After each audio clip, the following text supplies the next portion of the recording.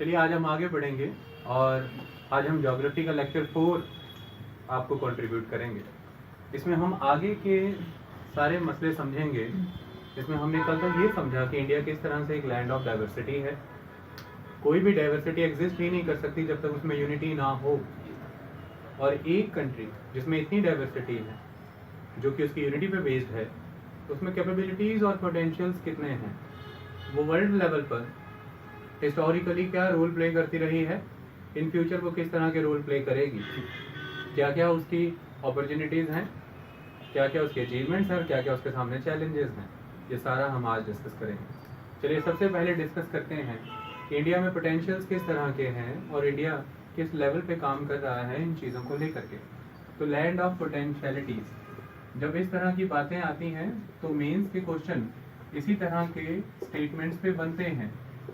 वो land of पोटेंशियलिटीज़ का coat आपको दे देंगे और कहेंगे कि आप इसे जस्टिफाई करें कि इंडिया एक लैंड ऑफ पोटेंशियलिटीज़ है, लैंड ऑफ फ्यूचर है। चलिए डिस्कस करते हैं। देखिए, जब हम भारत की बात करते हैं तो एक सबसे यूनिक एस्पेक्ट ये है कि भारत ने इकोनॉमिक डेवलपमेंट के सभी फेजेस देखे हैं, यानी कि आप स्टोन एजेस से लेकर के कंप्यूटर एजेस तक, सैटेलाइट एजेस तक, सभी की सभी एजेस इंडिया में ट्रेस कर सकते हैं। ये एक इम्पॉर्टेंट एस्पेक्ट है।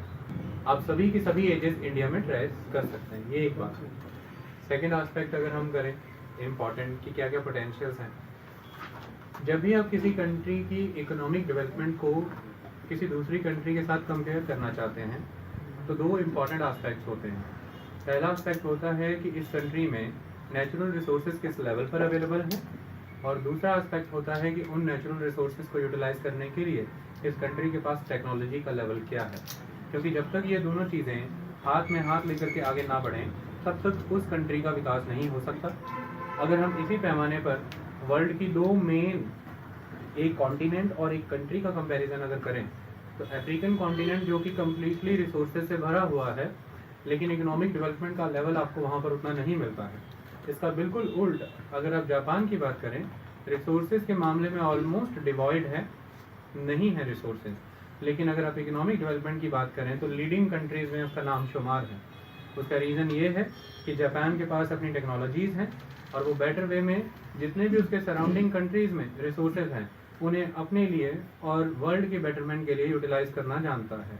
तो टेक्नोलॉजी एक बहुत इंपॉर्टेंट एस्पेक्ट है आपके अवेलेबल रिसोर्सेज को यूटिलाइज करने के लिए। इसी मामले में इंडिया कहीं ना कहीं लैग करता है। रिसोर्सेज के मामले में इंडिया एक अबंडेंट कंट्री है और किसी तरह की कोई दिक्कत नहीं है। इसी कॉन्टेक्स्ट में हम चीज़ों को समझने का प्रयास करते हैं। सबसे पहले जब हम रिसोर्सेज की बात करते हैं तो आपके पास रिसोर्सेज में मेटल्स आ जाते हैं, और जिन्हें आप कम्प्लीटली अगर कहें तो मिनरल्स हैं, जिनमें metal and non metallic resources आ जाते हैं, नॉन मेटल्स। इस कॉन्टेक्स्ट में अगर हम देखें भारत को तो मेटल के रिसोर्सेज में कुछ रिसोर्सेज ऐसे हैं जो आपको एबंडेंट मिलते हैं, किसी तरह की दिक्कत नहीं। जैसे आयरन की अगर आप बात करें तो आयरन ओर आपको इंडिया में बड़ी मात्रा में मिलेगा, कोई परेशानी नहीं है, और काफ़ी हाई ग्रेड के आयरन ओर भी आपको इंडिया में मिलते हैं।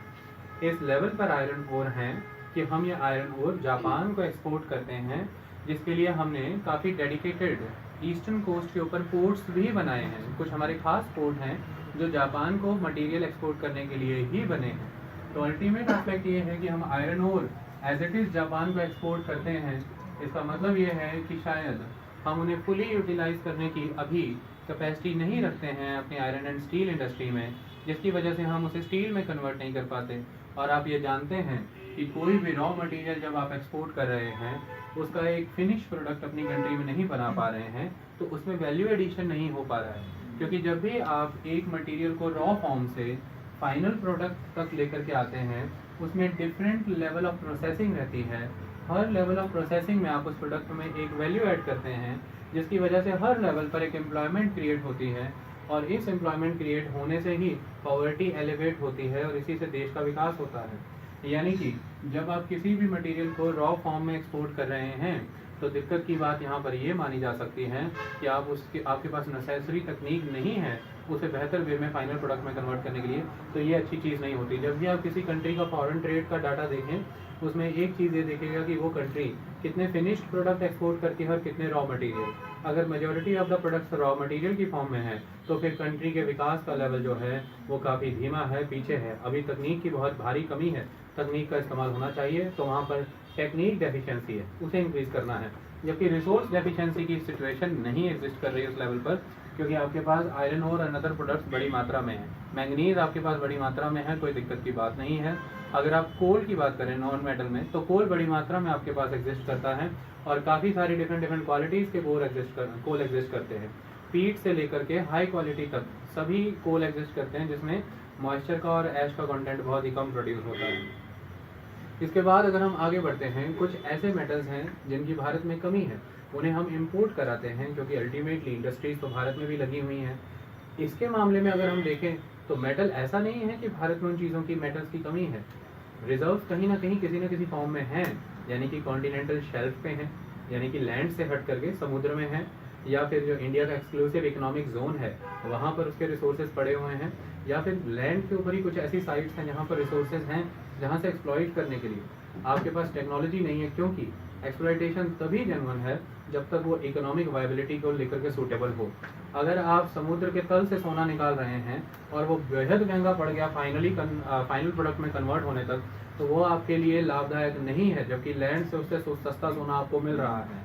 तो टेक्निक का होना ही पर्याप्त नहीं है, टेक्निक भी वो होनी चाहिए जिसके माध्यम से आप इस तरह से प्रोडक्ट को रिकवर कर पा रहे हैं कि उसकी इकोनॉमिक वायबिलिटी इंटैक्ट है, उसकी कीमत सही मायनों में तय है, ताकि वो आपके भारतीय और अंतर्राष्ट्रीय बाजारों में सही कीमत पर बिक पा रहा है, कॉम्पिटिटिव प्राइसिंग में सेल हो पा रहा है। तो बहुत से मेटल्स ऐसे हैं जिनके आज के समय में हमें इंपोर्ट कराने पड़ते हैं। असल में वहाँ उनकी भंडार की कमी उस लेवल पर नहीं है जितनी उन्हें इकोनॉमिकली वायबल मोड के जरिए निकालने की कमी है, तो तकनीक की यहाँ पर कमी है। तकनीक का हमें विकास करना है, इसी वजह से कहा जाता है इंडिया लैंड ऑफ पोटेंशियलिटीज़ है, फ्यूचर का लैंड है। जब भी डेवलप्ड कंट्री से इंडिया की तरफ टेक्नोलॉजी ट्रांसफर्स होंगे, जब आपकी कंट्री में मेक इन इंडिया जैसे प्रोजेक्ट्स होंगे जिनके तहत प्रोडक्शंस किए जाएंगे, इसके माध्यम से सेटअप्स आपके देश में लगेंगे, रिसर्च एंड डेवलपमेंट प्रोजेक्ट्स को बढ़ाने की कमी प्रॉब्लम है, हमें R&D लैब्स को बहुत इंक्रीज़ करना पड़ेगा। जितने भी हमारे इनफॉर्मल सेक्टर हैं, छोटी छोटी कंपनियां हैं, उन्हें एकजुट करके क्लस्टर अप्रोच अपनानी होगी, और क्लस्टर अप्रोच के माध्यम से आप उन सभी को एक कलेक्टिव R&D सेटअप लगा करके दे सकते हैं सरकार की मदद से, जिसके माध्यम से प्रोडक्ट को विकास डेवलप करने में आपको काफ़ी सारी चीज़ों में फ़ायदा मिलेगा। जैसे आप कॉस्ट कम कर पाएंगे, क्वांटिटी ज़्यादा प्रोड्यूस कर पाएंगे, क्वालिटी रेस कर पाएंगे, उसे एक्सपोर्ट कॉम्पिटिटिव बनाएंगे और वो विदेशों में बिकने लायक रहेगी। जब आपको उस धंधे में मुनाफा नज़र आने लग जाएगा, तभी आप टेक्नोलॉजी में भी इन्वेस्ट करेंगे और फिर उस चीज़ की टेक्नोलॉजी डेवलप होगी, तो अल्टीमेटली आपकी ग्रोथ होगी। तो ये एक इंपॉर्टेंट एस्पेक्ट है। इस माध्यम से देखें तो इंडिया लैंड ऑफ पोटेंशियलिटी है और आने वाले समय में भारत लीड करेगा, क्योंकि बेअंत रिसोर्सेज भारत में हैं। ये इंपॉर्टेंट एस्पेक्ट है। इसके बाद अगर हम बात करें अनदर रिसोर्सेज की बात करें, तो फॉरेस्ट रिसोर्सेज के मामले में अगर आप देखें तो ये बात ठीक है कि इंडिया के पास फॉरेन रिसोर्सेज काफ़ी ड्विंडलिंग है, उतने ज़्यादा नहीं है। लेकिन भारतीय जितनी भी इंडस्ट्रीज़ हैं, जो जैसे पेपर पल्प की इंडस्ट्री है, टिम्बर इंडस्ट्री है, कोई भी लैक की इंडस्ट्री है, रेसिन की इंडस्ट्री है, किसी भी इंडस्ट्री को जब आप फॉरेस्ट से फीड करते हैं, उन सभी इंडस्ट्रीज़ को फीड करने लायक पर्याप्त मात्रा में आपके पास फॉरेस्ट रिसोर्सेज हैं। लेकिन आज की डेट में अगर देखा जाए तो इकोलॉजिकल बैलेंस एक बहुत इंपॉर्टेंट एस्पेक्ट है। आप कोई भी प्रोजेक्ट लगाते हैं उसमें environmental impact assessment is very important. उसके बिना आप किसी प्रोजेक्ट को अगर एग्जीक्यूट कर रहे हैं तो वो इकोनॉमिकली वायबल तो हो सकता है, लेकिन अंततः उसका आप ही को नुकसान भुगतना पड़ेगा, क्योंकि उसकी इकोलॉजिकल कॉस्ट बहुत ज़्यादा आने लगी है। जितने डैमेजेस आप उसकी वजह से एनवायरनमेंट को कर रहे हैं, उसको मैनेज करने के लिए आपको फिर जो टेक्नोलॉजी में इन्वेस्ट करना पड़ेगा, वो इन्वेस्टमेंट को अगर हम कंसिडर करें तो शुरुआती दौर में आपने जो इकोनॉमिक बेनिफिट्स भी गेन किए थे उस प्रोजेक्ट से, वो किसी ना किसी लेवल पर जाकर के नलीफाई हो जाएंगे। इसलिए ये नकारात्मक चीज़ है। तो आपको इस बात का ध्यान रखना है खास तौर पर कि जब भी आप फॉरेस्ट रिसोर्सेज की बात करते हैं तो उनका ऑप्टिमम यूटिलाइजेशन करना है। जितनी भी reckless cutting of the trees होती है उसको रिप्लेस करना है।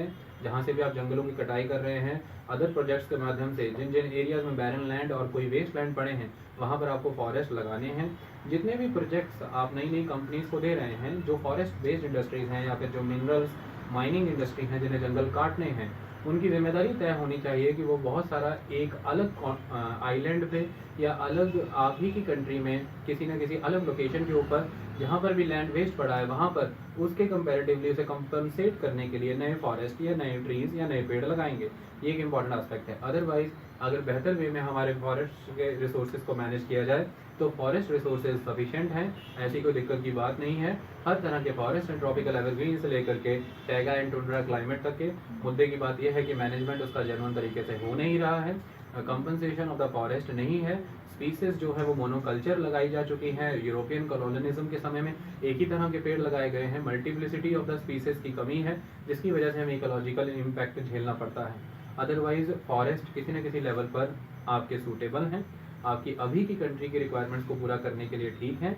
लेकिन अगर आप सस्टेनेबल डेवलपमेंट चाहते हैं, आप चाहते हैं कि अगर आपकी आज की जनरेशन की डिमांड के साथ साथ आने वाली फ्यूचर जनरेशन को भी एक अच्छे माध्यम से चीज़ें पर्याप्त और मुहैया हो सकें, तो उस डेवलपमेंट के माध्यम से आपको फॉरेस्ट के ऊपर फोकस करना है। और फिर अगर आप रिसोर्सेज को मैनेज करते हैं तो काफ़ी पोटेंशियल्स हैं उस फील्ड में भी, कोई दिक्कत की बात नहीं। इसके बाद अगर हम बात करें अनदर आस्पेक्ट पे, तो अगर आप भारत की कोस्ट लाइन को देखें तो बहुत एक्सटेंसिव कोस्ट लाइन है और इंडियन ओशन में सबसे बड़ी कोस्ट लाइन है। 7500 की कोस्ट लाइन, 7500 किलोमीटर की कोस्ट लाइन होना कोई मामूली बात नहीं है। इतनी बड़ी कोस्ट लाइन होते हुए भी हम उसका ऑप्टिमम यूटिलाइजेशन नहीं कर पा रहे हैं। सबसे इम्पोर्टेंट आस्पेक्ट ये है कि फिशरी इंडस्ट्री हमारी उतनी डेवलप नहीं है। उसका रीज़न एक तो चलिए ये बनता है कि हमारे पास ट्रॉपिकल वेदर है, तो ट्रॉपिकल फिशेज़ हैं जिनमें ऑयल का कंटेंट ज़्यादा रहता है, इसकी वजह से उसे खान पान के लिए इतना इस्तेमाल नहीं किया जाता। लेकिन फिर भी बहुत सी अदर कंट्रीज़ ने, जैसे मलेशिया ने, फिलीपाइंस ने, इंडोनेशिया ने ये प्रूव किया है कि अगर आप मरीन कल्चर सिस्टमेटिकली करते हैं तो उसकी इंटरनेशनल लेवल पर जितनी भी हॉस्पिटैलिटी इंडस्ट्री है, होटल इंडस्ट्री है, उसमें काफ़ी तेज़ी से मांग बढ़ रही है। गुजरात इस मामले में आगे बढ़ा और काफ़ी सारी मछलियों की प्रजातियां जब पालनी शुरू करी तो मरीन कल्चर काफ़ी अच्छे लेवल पर बढ़ा है। तो कुल मिलाकर के हमें आज की डेट में मछुआरों का विकास करना होगा। उनके पास engine based energy based boats नहीं है, वो डीप नहीं कर सकते हैं, इस वजह से फिश कैच उस लेवल पे हो नहीं पाता। जितना जितना वो अपनी मैनुअल बोट्स के माध्यम से कैच कर पाते हैं वो किनारे पर कैच हो पाता है। जो मेन फिशिंग एरियाज होते हैं वहाँ तक उस लेवल पर रीच नहीं कर पाते। चलिए, तो जैसे जितने भी शिप क्रॉलर्स आज की डेट में भारत में यूज़ हो रहे हैं उनकी भी उतनी कैपेसिटी नहीं है कि वो प्रॉपर कॉन्टिनेंटल शेल्फ या फिर बॉटम से फिश को कैच कर सके। लेकिन एक तरफ जहाँ हम इस तरह की तकनीकों का इस्तेमाल करते हैं, हमें इस बात का भी ख्याल रखना है कि हम किस तरह से अवेयर कर सकें अपने फिशरमैन को मरीन कल्चर को लेकर के, कि किस तरह से साइंटिफिक फिशरीज़ को प्रमोट कर सकें, किस तरह से हम उनके ब्रीडिंग ग्राउंड्स, फिशेज़ के ब्रीडिंग ग्राउंड को डिस्ट्रॉय ना करें, और इस बात का ख्याल रखें कि जब तक फिश रिप्लेसमेंट रेट मेंटेन नहीं रहेगा एक समय में फिश वहाँ से ख़त्म हो जाएगी। भारत में हमें लॉजिस्टिक सिस्टम को इंक्रीज़ करना होगा क्योंकि फ़िश जो है वो पेरिशेबल कमोडिटी है, बहुत जल्दी कैच होने के बाद कोर एरियाज तक पहुंचते हुए ख़त्म हो जाती है। तो अगर आप दिल्ली की और उत्तर भारत की मंडियों तक उसे पहुंचाना चाहते हैं, आपको जितना भी ट्रांसपोर्ट का मोड है सारा का सारा रेफ्रिजरेटर बेस्ड बनाना होगा ताकि सूखी मछली आप तक बिल्कुल फ्रेश कंडीशन में यहाँ तक पहुँच पाए। इसके लिए transportation, communication links and logistic supplies should be very good. तो कुल मिलाकर के इस तरह के जब हम सिस्टम अपनाने लग जाएंगे तो हमारी फिशरीज इंडस्ट्री, जिसमें कि बहुत बड़ा पोटेंशियल है ग्रोथ का, जो न्यूट्रिशन की बहुत सारी रिक्वायरमेंट्स पूरी कर सकती है, जो डाइटरी एस्पेक्ट पर बहुत प्रोटीन की रिक्वायरमेंट पर बहुत पर्याप्त है, इन सभी चीज़ों से हमारा ये पोटेंशियल भी कम्प्लीटली रियलाइज़ हो जाएगा, जो बहुत इंपॉर्टेंट है। अगर हम साइंस एंड टेक्नोलॉजी की बात करें तो भारत ने साइंस एंड टेक्नोलॉजी में काफ़ी विकास किया है। अगर आज की डेट में हम भारत के इसरो की बात करें, जिसके द्वारा कई सारे सैटेलाइट्स आज वर्ल्ड लेवल पर लॉन्च किए जाते हैं, तो इसरो ने अपना परचम लहराया है और ये बात साबित की है कि PSLV की लॉन्च के मामले में, पोलर सिंक्रोनस लॉन्च व्हीकल के मामले में इसरो काफ़ी हद तक एकदम सटीक बैठा है। 99.9% सक्सेसफुल कैंपेन्स हुए हैं। आज रशिया के, अमेरिका के और बहुत सारे अदर कंट्रीज़ के सैटेलाइट भारत के द्वारा लॉन्च किए जाते हैं, हम उनसे चार्ज करते हैं और रॉयल्टीज़ लेते हैं, ये बड़ी बात है। इसी तरह के विकास होने और भी बहुत ज़रूरी हैं। आज रिमोट सेंसिंग के मामले में और भारत की जो जियोलॉजिकल सर्वे ऑफ इंडिया जैसी ऑर्गेनाइजेशंस हैं, जितनी भी आज एग्रीकल्चर सेटेलाइट मैपिंग है, जितनी भी मरीन जोनिंग है, वो सब हम आज सेटेलाइट के माध्यम से कर रहे हैं। इसकी वजह से एग्रीकल्चर, इसकी वजह से बॉर्डर सिक्योरिटीज़, इसकी वजह से ocean vigilance and other support systems बहुत ही रॉबस्ट हुए हैं। तो ये है भारत का पोटेंशियल कि किस तरह से भारत आने वाले समय में इंडियन ओशन को सेफ एंड सिक्योर बनाने में एक अग्रणी रोल प्ले कर सकता है, किस तरह से भारत खेतीबाड़ी के विकास में ओशियन को कमांड करते हुए मरीन कल्चर के विकास में अपनी इन तकनीकों के माध्यम से पूरे वर्ल्ड को लीड करने का दम रखता है। और अगर वर्ल्ड की हम बात ना भी करें, कम से कम एफ्रो एशियन रीजन को एक प्रोडक्टिव लीड देने का मादा रखता है। ये एक इंपॉर्टेंट आस्पेक्ट है, इस माध्यम से पोटेंशियल बहुत ज़बरदस्त है। अगर हम भारत की बात करें तो भारत एक तरह का मेल्टिंग पॉट है अमेरिका की तरह। कोई भी यहाँ पर आता है तो पूर्ण रूप से यहीं पर घुल मिल जाता है, किसी तरह की कोई पाबंदी नहीं रह जाती। हर तरह की भाषाएं, जाति, प्रजातियाँ, हर तरह के धर्म आपको भारत में देखने को मिलते हैं। इस माध्यम से देखें तो एक टॉलरेंस का जो एटीट्यूड इंडिया में है, यही रिक्वायरमेंट होती है किसी भी देश के रिसोर्सेज को ऑप्टिमम वे में यूटिलाइज करने के लिए for the betterment of the larger world. और इंडिया में ये सारी कंडीशंस पहले से एग्जिस्ट कर रही हैं। इसकी वजह से इंडिया बेटर कंट्री काउंट होती है as compare to other surrounding countries, जो इंडिया को लीड करने के रोल में प्रमुख श्रेणी में ला करके खड़ा कर। इंडिया ने सेकुलर सिस्टम अपना रखा है और India completely law and order के अकॉर्डिंग एग्जीक्यूट करता है, जो इंडिया को हमेशा प्रायोरिटी पे रखते हैं वर्ल्ड की उन ताकतों के सामने जो ये चाहते हैं कि किसी न किसी लेवल पर विश्व का विकास एक धारा में हो, मेन स्ट्रीम मोड के मुताबिक हो। तो इन सारी चीज़ों को देखना तो इंडिया में बहुत से पोटेंशियल्स हैं। सभी पोटेंशियल में सबसे स्ट्रॉन्ग पोटेंशियल है इंडिया की जनसंख्या। आज भारत के पास वो है जो कभी जापान के पास हुआ करता था। जापान के पास जब रिसोर्सेज नहीं थे, उनके द्वारा यह कंसिडर किया गया कि ऐसी एक कौन सी चीज़ है जो हमारे पास है। उनके लोगों ने, विचारकों ने उन्हें बताया कि भाई हमारे पास पॉपुलेशन है। उन्होंने तभी से डिसाइड किया कि हम रिसोर्स डेवलपमेंट में सबसे इम्पोर्टेंटली ह्यूमन डेवलपमेंट करेंगे। एक बार जब हमारा ह्यूमन डेवलपमेंट हो जाएगा, हम टेक्निक का विकास करेंगे और आसपास के जितने भी मुल्क हैं, चाहे उनके पास रिसोर्सेज हैं, हम उन्हीं के रिसोर्सेज को मंगा करके उन्हें फाइनल प्रोडक्ट में कन्वर्ट करके उन्हीं मुल्कों में वापस भेज करके उन्हें कंज्यूम कराएंगे। यही कारण है कि आज जापान टेक्नोलॉजी में इतनी आगे है। जितनी भी सराउंडिंग कंट्री में रिसोर्सेज हैं तो क्या हुआ, सभी के रिसोर्सेज को यूटिलाइज करके उन्हें फाइनल प्रोडक्ट में कन्वर्ट करके उन्हीं कंट्रीज को कंज्यूम कराने का दम जापान रखता है। इसी तरह से भारत के पास आज डेमोग्राफिक सरप्लस है।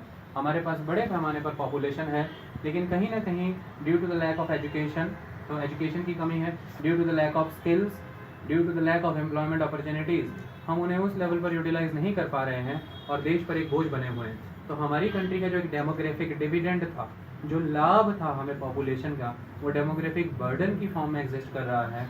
अगर हम देश का सही ढंग में विकास करना चाहते हैं, हमें लोगों का स्किल डेवलपमेंट करना होगा, जिसके लिए नेशनल स्किल डेवलपमेंट काउंसिल भी बनाया गया था। और धीरे धीरे इसी तरह के स्किल और मैनेजमेंट प्रैक्टिसेस के माध्यम से हमें लोगों को कई तरह के प्रोजेक्ट्स में लाना होगा। जो लोग एजुकेशन में उस लेवल पर नहीं जाना चाहते, उन्हें वोकेशनल कोर्सेज के माध्यम से प्रैक्टिकल फील्ड में लाना होगा। उन्हें छोटे स्मॉल एंड मीडियम एंटरप्रेन्योर्स में कन्वर्ट करना होगा। बेटर वे में उन्हें credit and loan facilities apply मुहैया करवा करके उन्हें सेल्फ वर्किंग बनाना पड़ेगा, सेल्फ एम्प्लॉयमेंट क्रिएट करना पड़ेगा। तो कुल मिलाकर के इसी दिशा में कई तरह के काम हुए भी हैं। आप अगर देखें तो स्टैंड अप और स्टार्टअप इंडिया प्रोजेक्ट्स चलाए गए थे इसको समर्थन करने के लिए। सेकंड इम्पॉर्टेंट एस्पेक्ट है कि मुद्रा लोन सिस्टम चलाया गया था, इसी के लिए एसएमई प्रायोरिटी सेक्टर लैंडिंग का कंसेप्ट लाया गया बैंक्स में। इसी प्रोसेस के लिए कई सारे कॉलेजेस और यूनिवर्सिटीज़ के साथ गवर्नमेंट के द्वारा कोलैबोरेशंस करके स्किल मैनेजमेंट प्रोग्राम्स चलाए जा रहे हैं। आज की डेट में नए नए सेंटर ओपन करके और स्किल इम्पार्ट किया जा रहा है। कोऑपरेटिव सोसाइटीज़ बनाई जा रही हैं ताकि वुमेन को भी एम्पायर किया जाए और उन्हें भी एजुकेशन इस लेवल की दी जाए कि वो जिस फील्ड में भी काम कर रही हैं उसके लिए बेटर प्राइसेस के लिए बार्गेन कर सकें, कॉम्पिटिटिव वे में बिहेव कर सकें और अपनी प्रोडक्ट को मार्केट तक पहुंचा सकें। तो ये सारी चीज़ें अगर हो जाती हैं तो हमारे देश की जो पॉपुलेशन है, जो कहीं ना कहीं एक बर्डन का रोल प्ले कर रही है, वो धीरे धीरे डिविडेंड में कन्वर्ट होगी और देश का समूचा विकास होगा।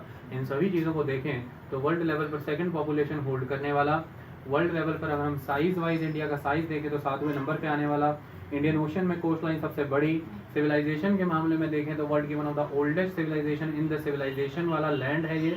हर तरह का एग्रो क्लाइमेटिक जोन इंडिया में एग्जिस्ट करता है, हर तरह के टेम्परेचर वेरिएशंस भारत में एग्जिस्ट करते हैं। लॉन्गिट्यूडनली इंडिया बहुत ही बेस्ट प्लेस्ड है अपने ईस्ट वेस्ट एक्सटेंड के अकॉर्डिंग, और सभी रिसोर्सेज से लैस होते हुए भी क्यों पीछे की तरफ रहता है, क्योंकि आपके पास जनसंख्या का विकास नहीं है। तो ये कारण है कि अगर ये सब सुधार हों तो हम ये कह सकते हैं कि इंडिया एक लैंड ऑफ पोटेंशियलिटीज़ है। इस टॉपिक को बेटर वे में हम इकोनॉमी में टारगेट करेंगे। अभी के लिए इंट्रो था तो ये इतना ही चलेगा। जब हमने भारत की लैंड ऑफ पोटेंशियलिटीज़ की बात की, हमने ये माना कि इंडिया में इस तरह की संभावनाएं हैं। अब हमें ये चर्चा करनी भी बहुत ज़रूरी हो जाती है इस पॉइंट पर कि इंडिया का अब तक सिचुएशन क्या रही है अपने सराउंडिंग जितनी भी ओरिएंटल कंट्री है उनके बीच में। इंडिया कैसे कल्चरली, सोशली, पॉलिटिकली, इकोनॉमिकली उनसे जुड़ा रहा, आज़ादी के बाद इंडिया किस तरह से एडमिनिस्ट्रेटिवली आगे बढ़ा है अपने डिवीजन्स के साथ, और इंडिया किस तरह की स्ट्रेटजिकल इम्पोर्टेंस रखता है विश्व के मानचित्र पर। अब हम इन्हीं सभी मुद्दों पर चर्चा करते हैं वर्ल्ड का मैप इंस्टॉल करके। अब हम भारत का जिक्र करते हैं कि ऐतिहासिक तौर पर भारत ओरिएंटल वर्ल्ड में क्या पोजीशन रखता था अपनी। जब हम ओरिएंटल वर्ल्ड की बात करते हैं तो ये ओरिएंटल वर्ल्ड कौन सा वर्ल्ड है? ध्यान से देखिए, ये जितना भी इंडियन ओशन का ये रीजन जो है, इसमें आप अगर ईस्टर्न अफ्रीकन कंट्रीज देख लेते हैं, फिर अगर आप साउथ वेस्ट एशिया देखते हैं तो ये साउथ वेस्ट एशिया की जितनी भी कंट्रीज़ हैं, उसके बाद इंडिया, उसके बाद ये जितना भी इंडो चाइना पेनिनसुला इसको कहा जाता है, ये Myanmar, Thailand, Cambodia, Laos, Vietnam, इसे इंडो चाइना पेनिनसुला कहा जाता है। उसके बाद ये जितनी भी साउथ ईस्ट एशियन कंट्रीज सभी, तो ये पूरा का पूरा region south east Asia, Indo China peninsula, India, south west Asia, eastern Africa, ये पूरे के पूरे वर्ल्ड को आप ओरिएंटल वर्ल्ड कहते हैं। ये एक इम्पॉर्टेंट एस्पेक्ट है। इसके बाद जितनी भी वेस्टर्न कंट्रीज हैं इनको हम ऑक्सीडेंटल वर्ल्ड कहते हैं। तो दो वर्ल्ड हुआ करते थे, occidental and oriental. Oriental world में इंडिया की पोजीशन क्या है, इसको समझने के लिए सबसे बेस्ट आंसर यही है कि अगर आप वर्ल्ड लेवल पर 4 ओशियंस देख लेते हैं, उसमें से एकमात्र ओशियन दुनिया का जिसका नाम ही एक कंट्री के ऊपर पड़ा है, that is the Indian ocean. अगर एक कॉन्टिनेंट एक कंट्री के नाम पे ऑस्ट्रेलिया है, तो एक ओशियन एक कंट्री के नाम पे इंडियन है, तो इंडियन ओशियन। इंडियन ओशियन का नाम इंडियन ओशियन क्यों पड़ा, यहीं से आपको इंडिया की ओरिएंटल वर्ल्ड में पोजीशन क्लियर हो जाती है। कैसे? जितने भी नाम आपके सामने आते हैं ये हिस्टोरिकली कंसंट्रेट होकर के आते हैं, जिनका ग्रेजुअल डेवलपमेंट हुआ, यानी कि कुल मिलाकर के ये जो समुद्र हुआ करता था, इस समुद्र के माध्यम से भारत के जितने भी संबंध स्थापित हुए इन पड़ोसी मुल्कों के साथ, ऐसे में भारत कहीं ना कहीं सेंट्रल रोल प्ले करता रहा था। इसलिए सभी की बोली और भाषाओं में यह जो सागर है, इसके लिए एक ही शब्द कंसंट्रेट होकर के आया, भारतीय महासागर, इंडियन ओशियन। इसलिए नाम किसी के द्वारा रखा नहीं गया है, यह पीछे से चला आ रहा है, और इसका नाम इंडियन ओशियन होने से पता लग जाता है कि इंडिया की कितनी इंपॉर्टेंट पोजीशनिंग थी इस ओशियन में। आज की डेट में अगर आप देखें तो भारत सरकार के द्वारा एक प्रोजेक्ट मौसम चलाया गया है। इस प्रोजेक्ट मौसम के माध्यम से उन ओशियनिक ट्रेड रूट्स और कल्चरल रूट्स को रिवाइव किया जाना है जो कभी हिस्टोरिकली इंडिया शेयर किया करता था अपने पड़ोसी मुल्कों के साथ। उसी मौसम प्रोजेक्ट के तहत अगर हम स्टडी करने का प्रयास करें और हिस्टोरिकली अगर झांक करके देखें तो ईस्ट अफ्रीका के साथ भारत के वेस्ट कोस्ट के बहुत ही important cultural and trade routes हुआ करते थे। इसी तरह से जितने भी वेस्ट से आने वाले शिप हैं, उनको अगर भारत के ईस्ट कोस्ट तक जाना है या फिर साउथ ईस्ट एशिया तक जाना है, तो उसके लिए इंडिया ही सेंट्रल पोजीशन का रोल प्ले किया करता था। ये पहली बात है। तो ट्रेड एंड कॉमर्स के मामले में इंडिया ऑलवेज सेंट्रल लोकेशन पे रहा करता था। इस वजह से यह सागर भारत के नाम पर जाना जाता है, और ओरिएंटल वर्ल्ड में यह भारत की इंपॉर्टेंट पोजीशनिंग थी। सेकेंड इंपॉर्टेंट एस्पेक्ट यहाँ पर यह आता है, अगर आज जब इंडिया की सराउंडिंग कंट्रीज़ को ध्यान से देखें, तो जब तक हम बात करते हैं इस्लाम के एडवेंट से पहले की, इस्लाम का एडवेंट ना होता तो बड़े पैमाने पर अफगानिस्तान, ये जो अफगानिस्तान है, क्योंकि पाकिस्तान तो बना ही आज़ादी के बाद है, तो वो तो भारत में ही काउंट होगा, तो बड़े पैमाने पर ये जो अफगानिस्तान है, उसके बाद ये जो सेंट्रल एशियन कंट्रीज़ हैं, जो Turkmenistan, Uzbekistan, Tajikistan, Kyrgyzstan, Tajikistan, ये जितनी भी कंट्रीज, कजाकिस्तान, उसके बाद चाइना, उसके बाद मंगोलिया, उसके बाद आप म्यांमार आ जाइए, लाओस, थाईलैंड, वियतनाम, कंबोडिया, जितनी भी इन कंट्रीज़ की अगर मैं बात करूँ, इंडोनेशिया है, मलेशिया है, इन सभी कंट्री में आपको बहुत ही स्ट्रॉन्ग इन्फ्लुएंस ऑफ बुद्धिज़्म नज़र आता है। और ओरिएंटल वर्ल्ड में भारत की पोजीशन बताने के लिए ये पर्याप्त है, क्योंकि बुद्धिज़्म भारत में ओरिजिन होता है और यहीं से एक्सपैंड होता है अदर कंट्रीज़ में, जिसमें अगर हम सेंट्रल एशिया और वेस्टर्न वर्ल्ड की बात करें तो वहाँ पे बाद में 7th सेंचुरी में इस्लाम बुद्धिज़्म की जगह ले गया। लेकिन आज भी अगर आप ईस्टर्न और साउथ ईस्टर्न एशिया में देखें तो बुद्धिज़्म प्रोमिनेंट रिलीजन है। कुछ कुछ कंट्री का तो ये स्टेट रिलीजन भी है, नेशनल रिलीजन भी काउंट होता है, जैसे कि कंबोडिया। ये एक इंपॉर्टेंट एस्पेक्ट है। तो कुल मिलाकर के बुद्धिज़्म का एक्सपेंशन सराउंडिंग कंट्रीज में यह बताता है कि इंडिया कितनी इंपॉर्टेंट पोजीशनिंग रखता था ओरिएंटल वर्ल्ड में। तीसरा इंपॉर्टेंट एस्पेक्ट अगर आप देखें, आज की डेट में अगर आप इंडोनेशिया चले जाएं तो इंडोनेशिया में एक जगह है बाली, जो कभी ना कभी भारतीय राजाओं की सीट हुआ करती थी, यानी कि इंडोनेशिया से जो रूलर्स रूल किया करते थे वो इंडियन ओरिजिन के काउंट होते थे, और हिंदुइज्म का एक कंसेप्ट वहाँ पर एग्जीक्यूट हुआ करता था। इसी तरह से अगर आप कंबोडिया चले जाएं तो आपको अंकोर वाट का टेम्पल देखने को मिलता है। इन सभी जगहों से आपको ये प्रमाण मिलते हैं कि भारत के धार्मिक तौर पर, सांस्कृतिक और कल्चरल तौर पर कितने प्रगाढ़ संबंध रहे हैं इन सभी के साथ, क्योंकि यहाँ पर आपको रामायण के, महाभारत के दृश्य नज़र आ जाते हैं मंदिरों में, उनकी आयतें लिखी हुई मिल जाती हैं, उनके कोट्स लिखे हुए मिल जाते हैं। ये इंपॉर्टेंट है बताने के लिए कि इंडिया के ओरिएंटल वर्ल्ड में क्या पोजीशन थी। अगर हम यूरोपियंस के आने की बात करें तो जब तक यूरोपियंस भारत में नहीं आए थे उसके पहले भारत के पड़ोसी मुल्कों में कोई भी ताकतें उतनी मजबूत नहीं हुआ करती थी कि वो ओशियनिक एक्टिविटीज़ उतनी स्ट्रांगली करें। हाँ, ये बात ठीक है कि चाइना के शिप्स काफ़ी स्ट्रांग और मजबूत हुआ करते थे, लेकिन वो काफ़ी बाद के समय में आकर के इंडियन ओशन में वेंचर करना शुरू हुए। लेकिन अगर हम कॉलोनियलिज्म की बात करें और वेंचरिंग प्रोसेस की बात करें तो ट्रेड, कॉमर्स एंड कैंपेनिंग और एक्सपीडिशंस के माध्यम से Indian kingdoms were very strong, जिनमें Chola and Chalukyas were very strong. Chola rulers की बात करें तो उन्होंने कॉलोनियलिज्म का फेज बहुत अर्ली स्टार्ट कर दिया था और चोलों के द्वारा ही साउथ ईस्ट एशियन रीजन को कंट्रोल किया गया था। चाइना के साथ व्यापार को सिक्योर करने के लिए बहुत सारे एक्सपीडिशंस हुए थे, जिनके माध्यम से यहाँ से गुजरने वाले शिप्स से जो लिवाई लिया जाता था, जो कस्टम्स लिए जाते थे, उन्हें माफ़ कराया गया। बाद में यहाँ पर अपनी सीट्स इस्टेब्लिश की उन्होंने और यहाँ पर किंगडम्स भी इस्टेब्लिश हुई। 8th से लेकर के 12th सेंचुरी तक श्री विजय किंगडम जो इन साउथ ईस्ट एशियन एरिया में रूल करती थी, उनके प्रॉपर संबंध भारत के साथ हुआ करते थे। ये एक इम्पॉर्टेंट एस्पेक्ट है। भारत में बुद्धिज़्म से रिलेटेड बिहार में बहुत से ऐसे विहार हैं और बहुत से ऐसे यूनिवर्सिटीज़ एंड कॉलेजेस हैं जिनमें अगर आप देखेंगे तो इंडोनेशिया और श्री विजय किंगडम से जुड़े हुए लोगों के द्वारा कंट्रीब्यूशन और डोनेशन दिए गए हैं और उनके कहने पर यहाँ पर भारत में वो चीज़ें बनाई गई हैं। तो इससे पता लगता है भारत की पोजीशनिंग इस लेवल पे क्या होती थी। अगर आप तिब्बत को देखेंगे तो तिब्बत की आइडेंटिटी क्लियरली बुद्धिस्ट है और वह बुद्धिज़्म कहीं ना कहीं बंगाल के पाला शासकों के समय में 8th 9th सेंचुरी के दौरान यहाँ से वहाँ पर जो पेनिट्रेट होता है वो बुद्धिज़्म आपको देखने को मिलता है। ये एक इम्पॉर्टेंट एस्पेक्ट है। तो कुल मिलाकर के अगर हम देखें तो religion, culture, trade and commercial aspects wise बहुत इंपॉर्टेंट रोल भारत ने ओरिएंटल वर्ल्ड में प्ले किया है। और अगर हम इस कॉन्टेक्स्ट में देखें तो यह कहना कभी भी गलत नहीं होगा कि भारत एक तरह से सार है विश्व का, एपिटोम ऑफ द वर्ल्ड है और आप इस बात को जस्टिफाई कर सकते हैं, इसमें कोई दिक्कत की बात नहीं है। जिस तरह का भारत यहाँ पे रोल प्ले करता रहा है, चाहे वो लैंड रूट्स हों चाहे वो शहरी रूट्स हों। ओके, चलिए इसी माध्यम से अब हम भारत की स्ट्रेटेजिकल लोकेशन को शेयर करने की बात करते हैं। Strategical locations are very important. Strategical location को कैसे जस्टिफाई करेंगे? देखिए, भारत के बारे में ये कहा जाता है कि ऑलवेज जितने भी भारत के हिमालयन माउंटेन के रीजन हैं, हिमालय एक तरह से फॉर्मिडेबल बैरियर की तरह खड़ा है और कोई भी भारत में उस फॉर्मिडेबल बैरियर को क्रॉस नहीं कर सकता है इधर ईजिली। इवन हवाएं तक नहीं आ सकती हैं साइबेरिया से और टेम्परेट रीजन से, कोल्ड एयर मासेस। लेकिन कभी भी हिमालय फॉर्मिडेबल होते हुए इम्पेनेट्रेबल नहीं रहा।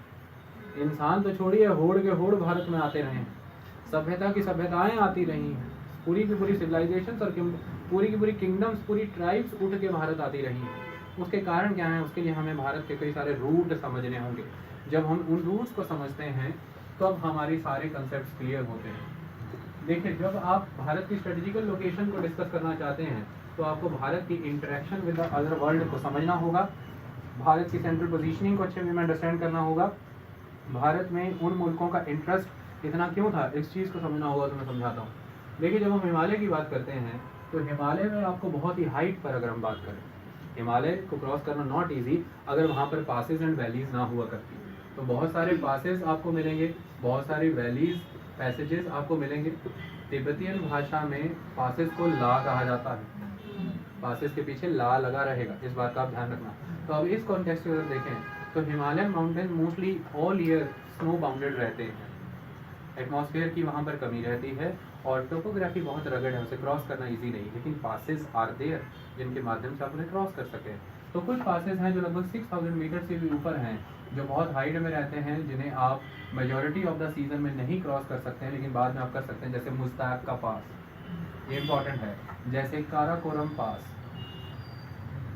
पास, जैसे चेंगचेमो पास, ये 6000 मीटर से भी ऊपर आने वाले बहुत इंपॉर्टेंट पासेस हैं। लेकिन इनके बिल्कुल उल्टा वो पासेस जो always civilisations, travellers, spiritual teachers, religious segments, always invaders और ट्राइब्स के द्वारा यूज़ किए गए हैं, वो कौन से पासेस हैं उनका जिक्र हम करते हैं तो आपको क्लियर हो जाएगा। देखिए, जब हम उन पासेस का जिक्र करते हैं उनमें सबसे इम्पॉर्टेंट अफगानिस्तान का इलाका है। और अफगानिस्तान के इलाके को क्यों हमें समझना जरूरी है? अफगानिस्तान का अगर रीजन देखें तो बदख्शां रीजन आपको नज़र आएगा। बदख्शां रीजन से पासेस आपको शुरू होते नज़र आते हैं और इन पासेस में इंपॉर्टेंट पासेस आपको नज़र आ जाएंगे। टोची का पास नज़र आएगा, खैबर पास नज़र आ जाएगा, गोमल का पास नज़र आएगा, तो टोची है, खैबर है, गोमल है, इस तरह के पासेस आपको नज़र आ जाएंगे जो ऑलवेज भारत में एंटर होने के लिए यूटिलाइज किए जाते रहे। इसके बाद अगर आप अफगानिस्तान की बात करें तो अफगानिस्तान में हेरात सिस्तान हाईवेज एक पर्टिकुलर पॉइंट पर आकर के कन्वर्ज कर जाते हैं जिसे हम कहते हैं क्वेटा की घाटी। और ये जो क्वेटा की घाटी है यहाँ से शुरू होता है एक पास जो बहुत इंपॉर्टेंट है जिसे हम बोलन का पास कहते हैं, और ये बोलन का दर्रा भारत आने के लिए बहुत इंपॉर्टेंट है। तो ऑलवेज इन पासेस के माध्यम से हम भारत आते रहे। क्यों इन पासेस के माध्यम से भारत आते रहे? अगर हम हिमालय का कॉन्टेक्स्ट देखें तो हिमालय के कॉन्टेक्स्ट में एक बात बहुत क्लियर है कि आज की डेट में जो भारत का एक नॉर्थ वेस्ट फ्रंटियर बना हुआ है ये आर्टिफिशियल मैन मेड फ्रंटियर है, जबकि भारत का original genuine scientific man made frontier जो साइंटिफिक नेचुरल फ्रंटियर वो बहुत आगे है कहीं, जो आज मैन मेड फ्रंटियर से बहुत आगे है। जिसमें हम बात करें तो जब आप हिमालय ऊपर की तरफ जाते हैं तो आपको ऊपर जाते हुए जब नीचे आते तो हिंदू कुश के पर्वत मिलेंगे, सफ़ेद कोह के पर्वत मिलेंगे, कि सुलेमान की रेंजेस मिलेंगी, किरथार माउंटेन रेंजेस मिलेंगे। तो इस तरह से आप नीचे आते हैं, ठीक है। हिंदू कुश, सफ़ेद कोह, सुलेमान, किरथार, तो एक नेचुरल फ्रंटियर जो साइंटिफिक है वो बहुत कहीं आगे है। उसको पेनिट्रेट करने के लिए इन पासेस की ज़रूरत कभी पड़ती थी जब आज वाला मैन मेड फ्रंटियर नहीं हुआ करता था, क्योंकि पाकिस्तान तो आज बना है और आज आपके पास LOC है, लाइन ऑफ कंट्रोल, जबकि एक्चुअली तो ये कुछ एग्जिस्ट ही नहीं करती थी।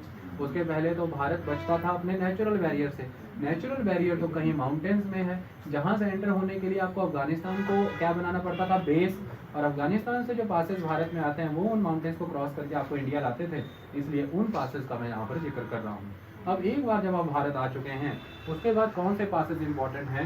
ये इंपॉर्टेंट है क्योंकि भारत में जितने भी जम्मू कश्मीर, हिमाचल, उत्तराखंड के जितने भी पर्वत हैं, चाहे चाइना से जुड़ना है, चाहे तिब्बत से जुड़ना है, चाहे भारत से यहाँ से जुड़ना है, सभी के लिए आपको पासेस की ज़रूरत है। उन पासेस को समझना बहुत ज़रूरी। तो ये पासेस ऑलवेज याद रखना, आगे आने वाले चैप्टर में पढ़ोगे, लेकिन अभी अगर आ गए हैं तो याद रखो। तो जम्मू एंड कश्मीर में आने वाले दो पासेस हैं बहुत important, Burzil and Zojila. Burzil and Zojila, Burzil pass, Zojila pass, both are very important passes पे क्वेश्चन ऑलवेज आता है, याद रखना, Burzil pass and Zojila pass, okay. उसके बाद जब हम बात करते हैं हिमाचल प्रदेश की, हिमाचल प्रदेश में आपको पास मिल जाएगा बारालाचा एंड शिवकीला, बारालाचा शिवकीला, ओके। मिटा दो इसको, बारालाचा शिवकीला, जम्मू कश्मीर का बुर्जिल, जोजिला। उसके बाद जब आप बात करते हैं उत्तरांचल की, उत्तराखंड की, उत्तराखंड में आपको पासेस मिलते हैं Thagala, Kelang, Nitila, Lipulekh pass. All 4 passes are very important, Thagala, Kelang, Nitila, Lipulekh. इसके बाद जब आप बात करते हैं सिक्किम की, तो सिक्किम में आपको मिलता है नाथुला और Jelepla. All passes are very important. तो इनके माध्यम से आप भारत आते रहे, जाते रहे, या भारत के पासेस, वो अफगानिस्तान के पासेस, और वो 6000 मीटर की ऊंचाई से ऊपर के पासेस, ये इंपॉर्टेंट पासेस हैं। आज भी अगर आप जम्मू को श्रीनगर से जोड़ना चाहते हैं तो उसमें भी बहुत सुंदर पासेस हैं, जैसे बनिहाल का पास है। आप वहाँ से गुजर करके सड़कें जो आपके हाईवे बने हैं वो बनिहाल पास से होकर के जाते हैं। ये आप आने वाले हिमालय वाले चैप्टर में सारे पासेस समझ लोगे कि मेन हाईवे कहाँ से हो करके जाते हैं। ये पासेस तो ऑलवेज आर वेरी हॉट, ये बहुत इंपॉर्टेंट है, चर्चा में रहते हैं, इंपॉर्टेंट है। सिक्किम का नाथुला, जेलेपला, और उत्तराखंड के थागाला, केलांग, नीतिला, लिपू लेक, इसको आप ध्यान में रखेंगे, ओके। तो इन पासेस के माध्यम से आप भारत एंटर होते रहे, भारत की सभ्यता के साथ एसिमिलेट होते रहे, और याद रखिएगा भारत के बाहरी मुल्कों के साथ संबंध सबसे पहले ओवर द लैंड बने थे, नॉट ओवर द सी, क्योंकि समुद्र का इस्तेमाल बहुत बाद में हुआ। सबसे पहले तो विकास की कमी थी, तकनीक की, तो बड़े लेवल के शिप नहीं बना सकते थे। ओशियन वॉयजेस करने के लिए you need astrolabes and you need marine compass techniques, you need, सिर्फ आप कोस्ट में ही चलाया करते थे शिप। तीसरा इंपॉर्टेंट एस्पेक्ट है रिलीजियस कारण, समुद्र पार करने से मना किया जाता था, धार्मिक कारण ब्राह्मणवाद में।